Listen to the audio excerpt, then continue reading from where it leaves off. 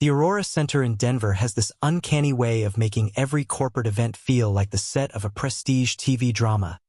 Polished marble floors, glass walls reflecting 100 perfectly curated smiles, and lighting that smooths out the flaws in everyone's skin. It was the annual corporate charity gala, which meant tuxedos, $200 tickets, and a silent auction where people competed for ski packages they'd never used just to be seen bidding. I was halfway into my third circuit of polite conversation, nodding through a VP's monologue about synergy in cross-market philanthropy, when Mia, my wife, appeared at my elbow. She was wearing the navy dress I'd bought her last winter in Chicago. Simple but devastating, the kind of thing that made people pause mid-sentence. She slipped her hand into mine briefly, smiling at the group, and then asked, "Can you hold this for me a sec?" I took her clutch without thinking. It was heavier than it looked, the kind of small leather bag that was just big enough for a phone, a lipstick, and a few secrets. She turned away to greet someone across the room, her laugh ringing over the low hum of the crowd. I didn't mean to open it, truly, but the flap wasn't latched, and when I shifted my grip, it slid open an inch. That's when I saw it, the corner of a cream envelope sticking out, the kind you get at hotels when they hand you your keycards. Monarch Suites. Something in my stomach went cold. I pulled it free slowly, keeping it angled so no one could see, and slid my thumb under the flap. Inside were 2 electronic keys in the hotel's signature black and gold design. Between them was a folded paper, an itemized receipt. 2 cocktails. The timestamp, 10:47 p.m. The date, last night. My mind flicked through last night's memory reel. Mia had told me she was having a late meeting to finalize logistics for this gala. I'd been in bed before she got home, groggy when she slid under the covers, smelling faintly of something citrusy, not her usual perfume. Before I could decide whether to tuck the envelope back or walk straight over to her, my watch buzzed. A notification from our shared photo archive, the one we'd set up years ago so that vacation photos would automatically back up in both our libraries. It was an auto-upload from her phone. I tapped the screen. A picture filled the display, edges washed in the bright, overexposed flash of a photo booth. Mia and Dylan Nash from her office were pressed together in the sh*T, both grinning. His tie was crooked, like he'd loosened it for comfort. Her lipstick looked just a little smudged at one corner. The Monarch Suites logo curved neatly along the bottom of the print. The VP kept talking, but his voice was muffled now, background noise behind the rushing in my ears. I was staring at that photo like it had been dropped into my hands straight from another world. Mia returned a moment later, the smell of her perfume. No, that same citrus scent, breaking through the champagne and perfume haze of the ballroom. She followed my gaze to the envelope in my hand, and for half a second, her eyes sharpened. Then the smile came, effortless, practiced. "Oh, that," she said lightly, sliding the envelope from my fingers. "Part of the volunteer kit. Dylan and I went over to drop off some supplies for the auction last night. They comped us a couple of drinks at the bar. And the photo booth," she laughed, turning to the VP and the others nearby, "was just us being ridiculous. Props for the volunteers." She tilted her head toward me, her tone playful. "Evan gets suspicious when he's tired," she teased, as if it were an endearing quirk. The group chuckled politely, some of them nodding in that way people do when they've been given a simple, harmless explanation and would rather not dig deeper. I smiled back, polite, restrained, but I didn't join the laughter. My mind was a machine suddenly running on overdrive, cataloging the details. The exact shade of that citrus perfume, the time on the receipt, the tightness in her fingers when she'd taken the envelope from me. The evening carried on as if nothing had happened. Speeches were made. Auction bids climbed. Mia floated through the crowd like she always did, greeting people, laughing in the right places, touching arms lightly as if every conversation was the most important one of her night. I watched her from across the room, my glass of sparkling water in hand, and thought about how easily she'd framed the narrative in front of everyone. How quickly she'd wrapped me in the role of the mildly paranoid but ultimately loving husband. It wasn't anger yet. Anger is loud. This was something else, quieter, heavier. The invisible click of a latch closing inside my head. Later, when the event was winding down and coats were being fetched. She looped her arm through mine like she always did. "Ready to go?" she asked, smiling up at me. I nodded. "Yeah." The drive home was filled with her recounting little moments from the gala, who had bid too high on the Aspen ski trip, which caterer she thought was worth hiring again next year. I murmured responses in the right places, my voice steady, my hands relaxed on the wheel. Outwardly, nothing had changed, but inside, the first crack in the facade had appeared. And once you see it, you can't unsee it. On the drive home, I kept replaying Mia's smile at the gala, the way it arrived a split second late, like an actor missing a cue. She talked about bids and donors. I nodded at the appropriate mile markers. Santa Fe, Spear, the turn into our neighborhood where the streetlights always flicker. She turned up the heat, complained of the mountain air getting into her bones, and asked if we had any chamomile at home. I said we did. What I didn't say was that the scent in the car wasn't chamomile. Citrus again, edged with something sharp, like pepper on warm metal. That night she fell asleep quickly, phone face down on the nightstand, screen lighting the wall every few minutes. A tide coming in and out. Our location sharing, hers had been off since the afternoon. It used to be a convenience, a way to find each other at the grocery store or text "want anything?" from the parking lot. Lately it felt we *p***nized by omission. "Battery saving," she'd said the previous weekend. "You don't need to know where I am every minute." Evan. Maybe I didn't, but I did know when patterns change for no good reason. In the morning I made coffee and opened the mail. In her tote, left on a chair, there were 2 receipts tucked into the side pocket. One from the bistro a block from Monarch Suites, timestamped Friday 7:22 p.m., and another from a bakery I didn't recognize, Saturday 8:02 a.m. 2 American breakfasts. It read, and then the rawest line, "Add second coffee." Our joint account showed both charges, then, hours later, showed nothing. Pending, then gone. A familiar dance in the app. Disappear the duplicates. Keep the narrative clean. She breezed in wearing a sweatshirt that didn't belong to us. Heather gray, faint detergent lines on the cuffs, and a scent like cedar and pepper. There was a small snag near the pocket, as if a key ring had caught on it. "Oh, that's Dylan's," she said when I asked. "He left it in the office war room. I grabbed it for him. He's forgetful." She tossed it into the trunk of her car as we left for errands. When I checked later, it was still there, folded with an indifference that looked like care. Her laptop had a guest profile I hadn't seen before. The usage log showed activity between 12:40 and 2:18 a.m. 3 separate nights that week.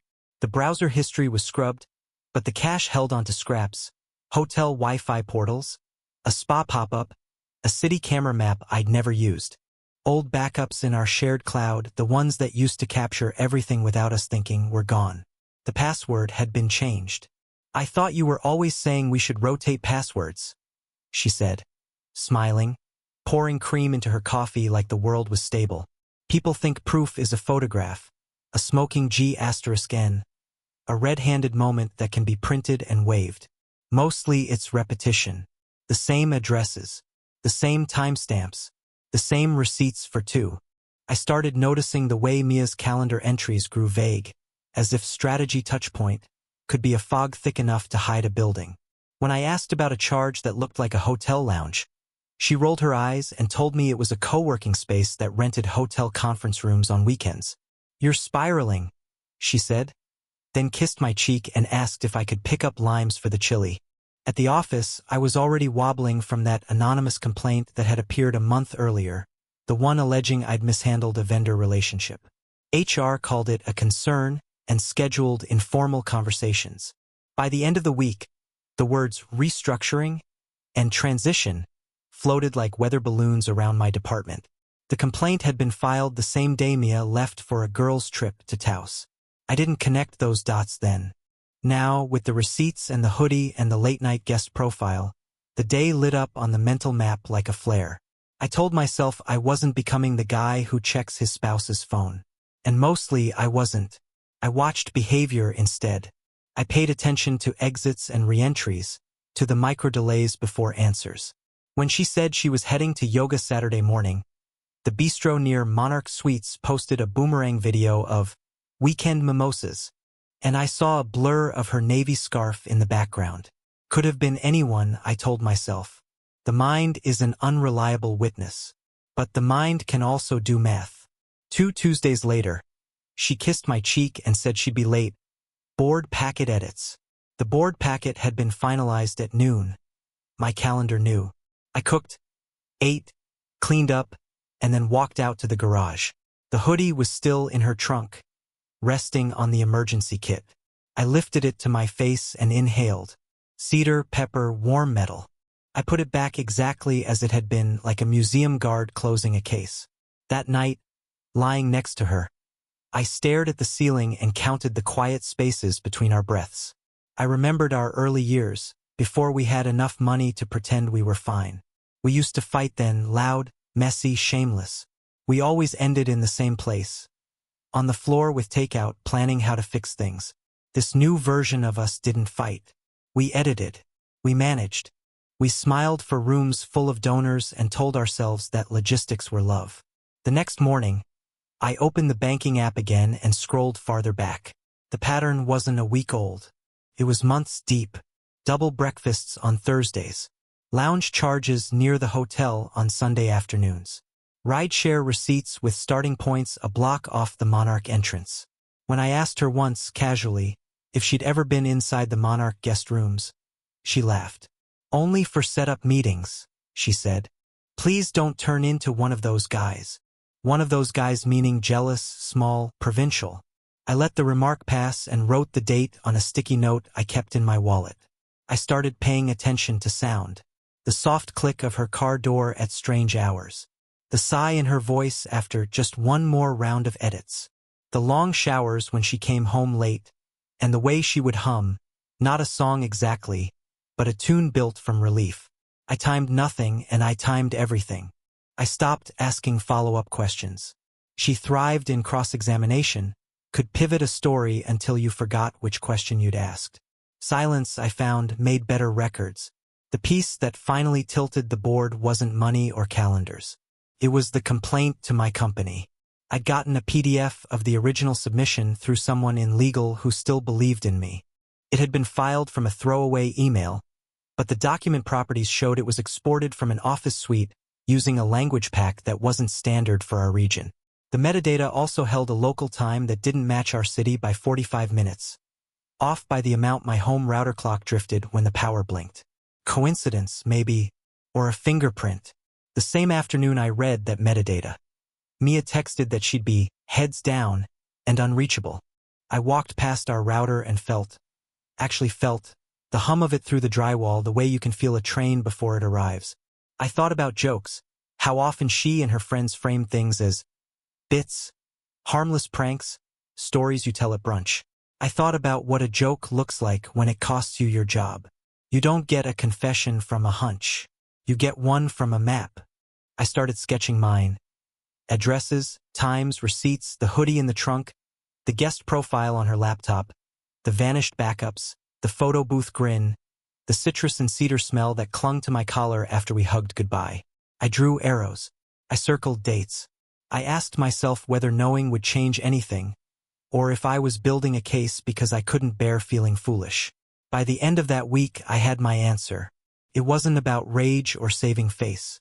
It was about reality. I needed one hard edge to hold in my hand, something that wouldn't evaporate under a spotlight and a smile. The pattern had become the proof, but I decided I wanted the kind of proof that could be shown to someone else and leave them quiet. I ordered a small tracker that could clip into a key holder. I told myself it was for peace of mind. I told myself I'd never use it. Then I slid it into the lining of Mia's key wallet and memorized the weight of my own decision. I'd stopped calling it paranoia. This was data collection. If suspicion was smoke, I wanted the sprinkler schematics, the fire code, and a signed inspection report. The tracker I'd hidden in Mia's key wallet behaved like a metronome for 2 days. Office, gym, home. Nothing more suspicious than a coffee stop. On the third night, it wandered into a downtown garage directly beneath the Monarch Suites around 9, then returned to our driveway just after 10. A test run, I guessed. That's when I decided to stop waiting for the truth to stroll up to my door. I rented a room in a narrow brick building across from the Monarch. The listing called it an executive efficiency, which really meant a single bed, a table, and a view that perfectly framed the hotel's glass lobby. The desk clerk didn't care who I was as long as my credit card cleared. I brought a thermos of coffee, a pair of binoculars I'd picked up from a camping store, my laptop, and a manila folder labeled house docs in case anyone asked. I also brought the small, treacherous part of me that still hoped I was wrong. By 11:30 that night, traffic outside had thinned to a steady hush. Monarch's valets stacked their key rings in neat drawers. Bellman wheeled trolleys past the vertical garden wall in the lobby. I had the public-facing lobby feed streaming on my laptop, pulled from a monitor you could see from across the street, and the real-time view through my window, syncing the two like an amateur stage manager. At 1:12 a.m., the tracker stirred, a single dot sliding north on the map. My throat went dry. At 1:43, it landed squarely inside the Monarch's property line. I watched late arrivals trickle through the revolving doors. A pair of conference attendees, two club-dressed women carrying their heels, a couple arguing in tense whispers. At 1:57, Mia and Dylan appeared. They moved quickly, heads down, shoulder to shoulder, as if the night itself were urging them forward. They crossed the lobby to the elevator bank. Monarch's elevator doors are polished steel, perfect mirrors. In their stretched reflection, I saw Dylan lean in. Mia's hand touched the back of his wrist in a way you don't touch someone unless you've already decided to. I checked the tracker's timestamp. 1:57. The lobby feed cycled through its hallway cameras every 20 seconds. When it landed on the 7th floor, I saw the corner of a sconce and the brass 710 plaque. At 2:03, the green LED above 714 flashed. The door opened, and there was Mia's profile, Dylan's shoulder, and the edge of a small weekender bag sliding inside. I recorded everything. Screen captures of the feed, stills of them in the lobby, timestamps from the tracker app, a wide **T of the Monarch exterior with my phone's clock visible in the corner. Felt clinical, no anger, just documentation. Sleep came in fragments. I woke at every muffled vacuum pass and ice machine rattle. At 8:55 a.m., room service carts lined up near the service elevator. At 9:10, a server in a pressed vest stopped at 714, delivering 2 covered plates. When he returned to the lobby, I zoomed in as he handed the slip to the cashier. She rang it up and tucked it into a folio. I went down to get a copy for records, offering a casual tip. The receipt was simple: 2 continental breakfasts, extra fruit, extra coffee. The name on the folio was Mia's maiden name, the one she sometimes used for privacy on hotel loyalty accounts. At 10:12, the feed caught them leaving together. Mia wore sunglasses. Dylan walked half a step behind, hands in his pockets. The silence between them looked practiced. I trailed them at a distance until they disappeared into the parking garage. On a hunch, I returned to the cashier and claimed I'd misplaced my ID, asking for another folio for expense reporting. She printed it without a glance. There it was, the previous night's couple's spa package, billed to room 714, same alias.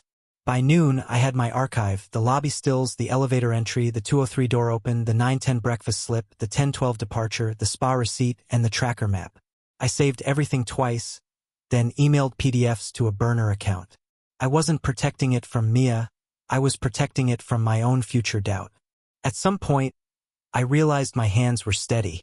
I'd expected the trembling rush of grief, but instead there was only clarity. Equations solved, variables reduced to constants. At the factual level, there was nothing left to deny. I stayed one more night in the efficiency because leaving immediately felt theatrical. The tracker showed her home by 11, unmoving until morning.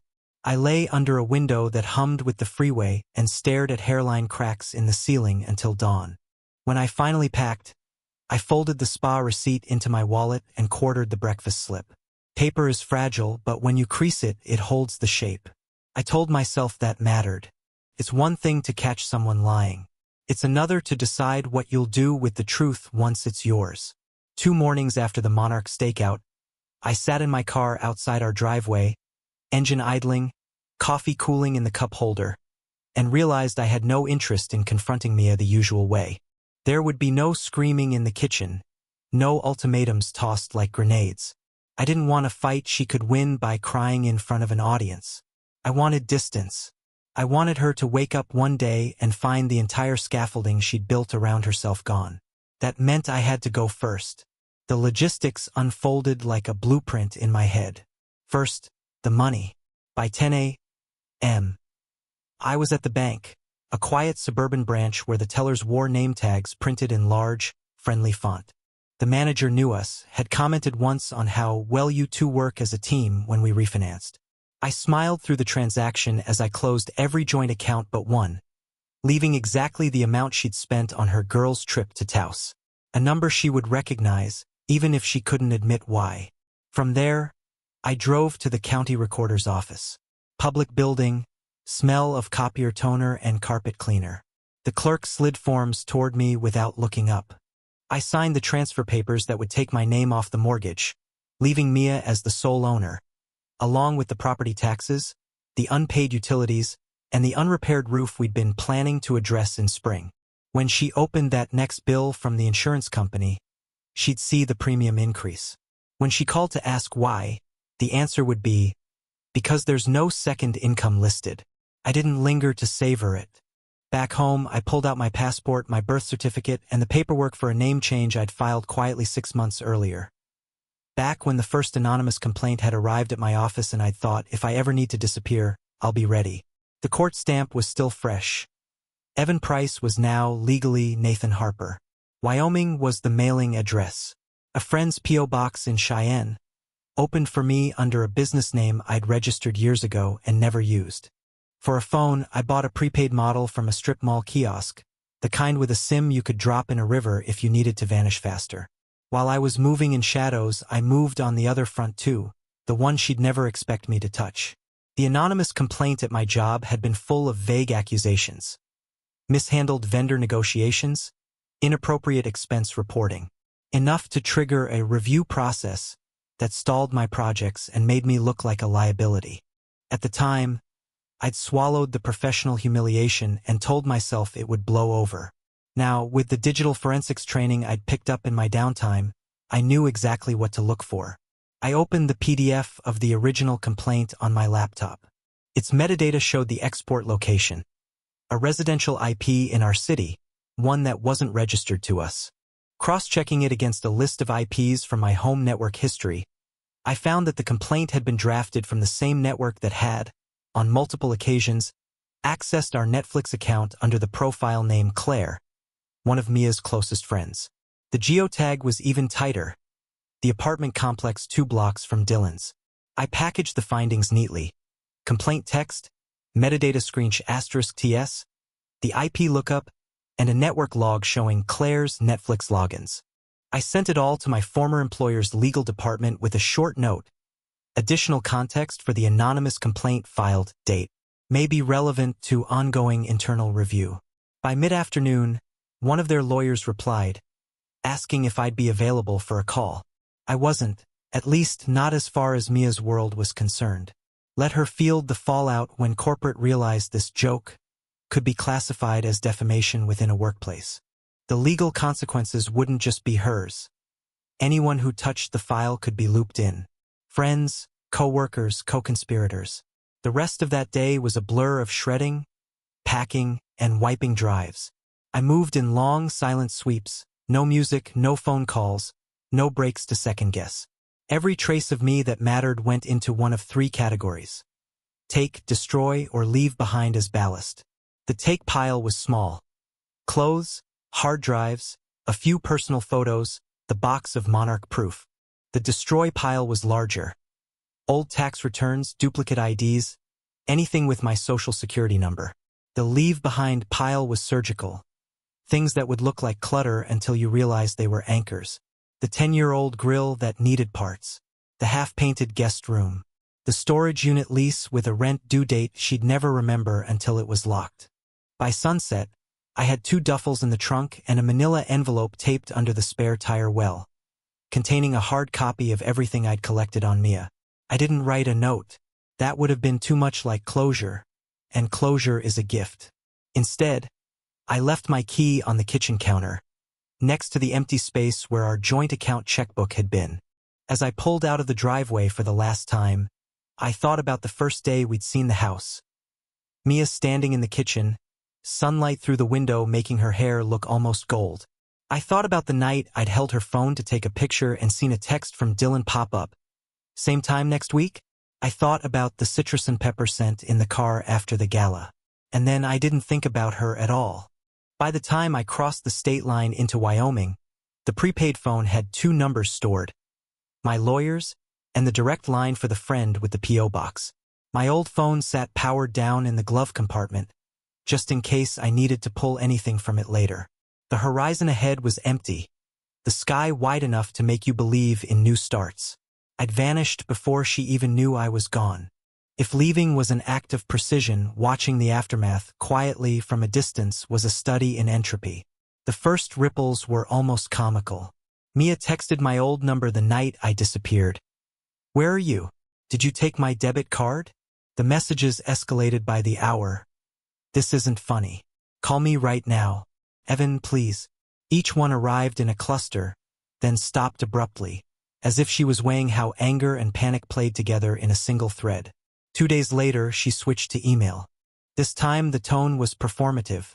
"We need to discuss your behavior. I'm concerned for your well-being." I could practically hear her rehearsing it aloud, ready to quote it to mutual friends as proof she was the reasonable one. I archived them without opening. The financial changes hit next. I knew the exact day she'd noticed the accounts, our utility autopay failing, the joint credit card declining at some upscale grocery she liked for special ingredients. She must have driven straight to the bank because by noon, she was calling my sister, asking if I'd had some kind of breakdown. My sister told her she hadn't spoken to me in weeks, which was true. The mortgage transfer landed in her lap the following Monday. The letterhead was stark, the language dry. As of X date, she was the sole borrower. Taxes, insurance, the pending claim for the roof leak, hers alone. I imagined her sitting at the kitchen counter, scanning the pages twice, then checking the weather forecast and remembering the last storm. Within 2 weeks, the social shift began. At first, she told friends it was a misunderstanding and that I'd stormed off after an argument. But stories fray quickly when they're not built on facts. One friend stopped replying. Another blocked her on social media after a group brunch went sideways. Something about her trying to pass off the Monarch receipts as prop work for the gala again. The creditors arrived next. With only her salary, the card balances she'd masked with our joint payments became visible. I'd left her enough in that one open account to recognize the figure. The Taos trip cost, give or take a few overpriced cocktails. It was petty math, but it was mine. Then came the investigators. The first one was predictable, cheap, fast, and entirely reliant on public databases. He came up empty within a week. The second was more methodical, and I caught wind of his search when a friend in city planning mentioned someone had requested transit camera archives from the week I vanished. By cross-referencing those with toll booth data, he traced me as far as the Wyoming line, then nothing. I cut every digital breadcrumb past that point. What I didn't expect was the corporate backlash. The packet I'd sent to my old employer's legal department must have made an impact, because Mia's anonymous complaint and its origins became a formal investigation. 2 weeks after my exit, she received a letter from their counsel, neutral in tone but edged with the weight of liability. The phrasing was precise. Your involvement in the creation or distribution of materially false information within a corporate environment may expose you to civil action. She tried to spin it.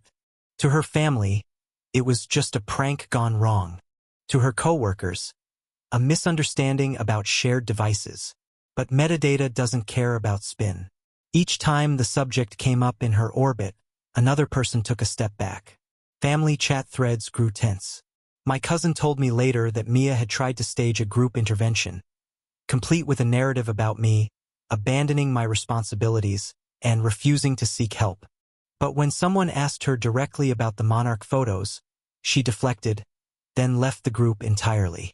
I heard, through back channels, that she tried to refinance the house. The bank declined, no second income, no cosigner, and the property flagged for needed repairs. The insurer raised her premium again. She sold her car for something older, cheaper. I pictured her driving past the monarch one day, seeing her reflection in the same glass lobby I'd watched through binoculars. Her search for me bled into the digital world.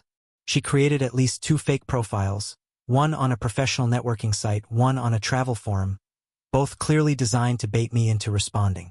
The profile photos were stock images, the kind that look like people you might have met once but can't place. Each post carried some breadcrumb of my past life.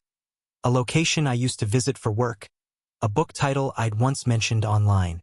I ignored them all. She even tried the sentimental angle. An email from a burner address arrived one night at my Wyoming mailbox. A single attachment, the photo booth strip from the Monarch Gala, cropped so Dylan was out of frame. Her caption read, "Remember how fun this night was before everything?" I saved it to a folder labeled Evidence and moved on. The roof apparently never got fixed. A storm that spring left water damage in the guest room. Insurance covered part of it, but the contractor's bill exceeded the payout. She floated the idea to her parents of moving back in with them, just for a few months.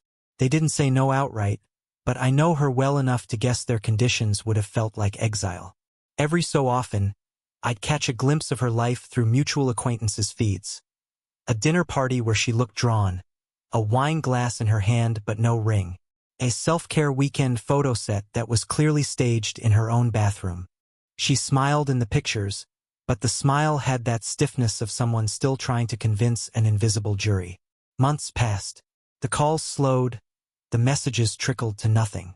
I imagine she realized the search wasn't yielding returns worth the expense or the pride she kept burning. By then, my absence had stopped being an open wound in her life and started becoming a scar she couldn't quite explain to new people.